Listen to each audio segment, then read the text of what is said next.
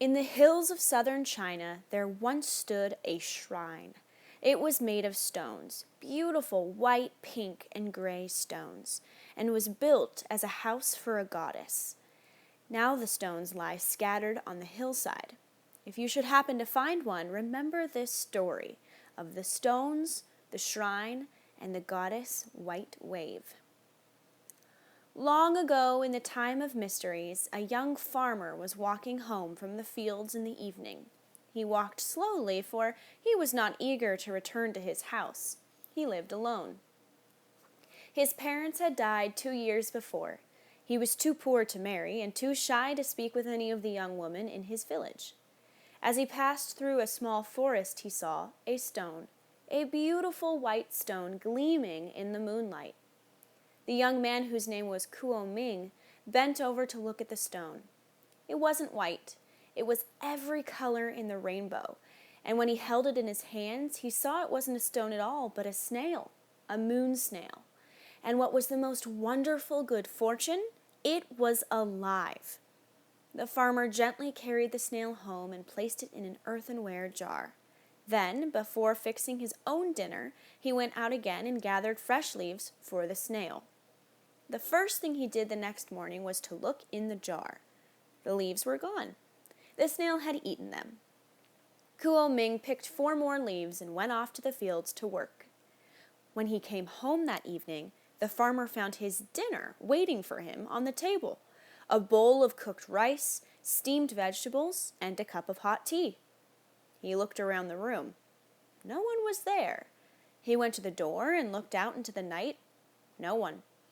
He left the door open, hoping that whoever had prepared his dinner might join him.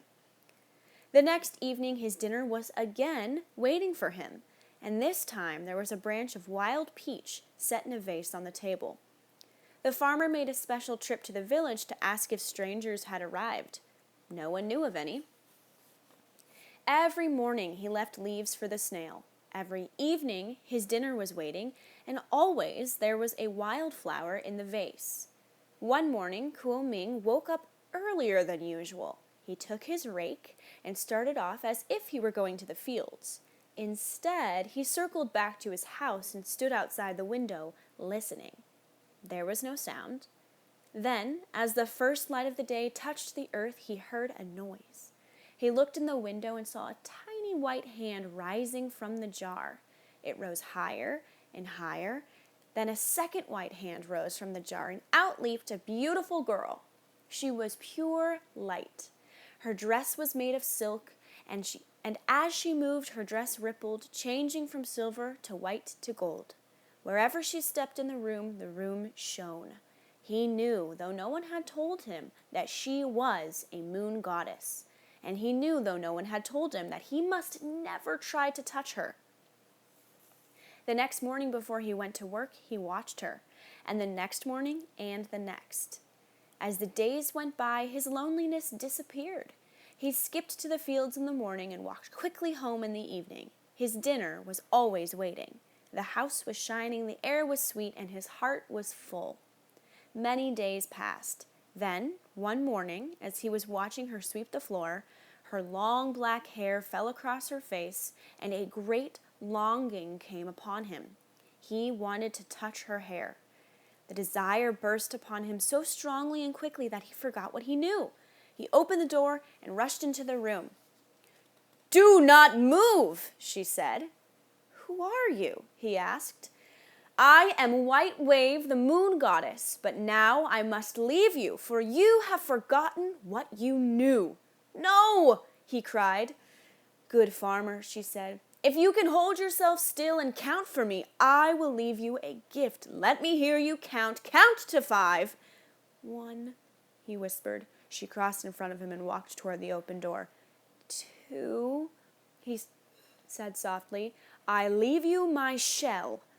3, he said more strongly. "If you ever are in great need, call me by my name, White Wave, and I will come to you." 4, he cried. There was a streak of lightning and a great roll of thunder. 5! A huge wind came and swept the goddess into the air. He ran outside, but the rain poured down so fast that he could not see her. He stood in the pouring rain a long time. Then he went back into the house. The snail shell was there. He picked it up. No living creature was inside. Kuo Ming went to the fields, but he did not think of his work. He only thought of White Wave and how to bring her back.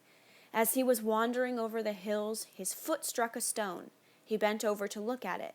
At that moment, he decided he would build a shrine for White Wave, a beautiful stone house where she might live peacefully. He spent more time choosing the stones, beautiful white, pink, and gray stones, than working in the fields. When the harvest came, it was very small. He ate the little there was, he ate the supplies he had stored, and after that he lived on berries and wild grass. At last, one evening, the shrine was complete, but that evening the farmer was so weak with hunger he could barely walk. He stumbled into his house and tripped over the earthenware jar. The shell fell out. Quickly, he picked it up, and as he held it, he remembered the words of the goddess. "If ever you are in great need, call me by my name, White Wave." The farmer held the shell in front of him. Then he raised it in the air, and with his last strength he cried, "White Wave, I need you!" Slowly, he turned the shell toward him. A wave of gleaming white rice cascaded out of the shell and onto the floor. He dipped his hands into it. The rice was solid and firm. It was enough to last him until the next harvest.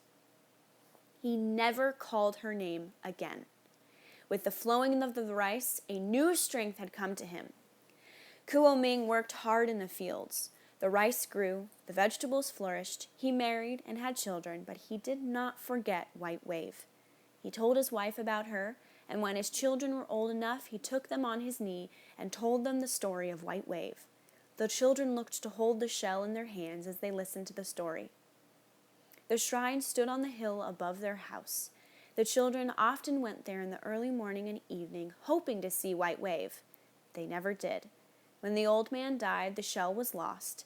In time, the shrine, too, disappeared. All that remained was the story. But that is how it is when all of us die. When we die, all that remains is the story. The